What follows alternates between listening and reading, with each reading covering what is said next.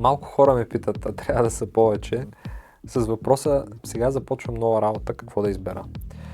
Най-важното нещо, ако сте от хората, които имате някакви високи цели и искате да се развивате в този живот, най-важното нещо е да имате план на къде искате да ходите. И тогава новата ви работа да кореспондира с този план. Не се хванем просто с нещо, защото е много яко или защото дават много пари.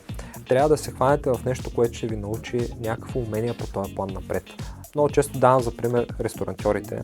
99% от ресторантьорите, които излизат от една от най-известните български вериги ресторанти, те излизат откраднали по някоя рецептичка или там в най-добрия случай нещо по маркетинга, което да си направят. А са били няколко години вътре и не излизат с ясна представа за системата на бизнеса. Как е изградена тая верига от ресторанти, защо тя е по-различна от останалите, как като влезеш там, те посреща хостесата, говори с слушалката, с себе си, който той казва къде има свободна маса или къде ще има след 5 минути. Въобще цялата тая система, как идват после с таблетчето, има оценка на кои ястия ти харесват, ама това се събира там един алгоритъм от сега, кои да махнат от менюто, кои да добавят и така нататък, кои да задържат за следващото меню.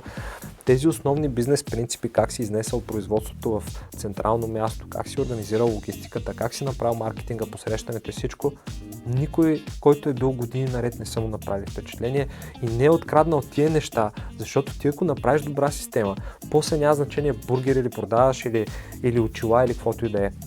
Вземи системата, намери място, където е много добре организирано като система. Ако трябва, мизерства, гладувай малко време, влез вътре като стажант, скъси се от бачкане, докажи си, че те трябва да те оставят там, да откраднеш най-много от бизнес ноу-хауто и после да го приложиш, а не да откраднеш 2 рецепти, които след 3 месеца вече няма значение, защото всички ги имат така или иначе.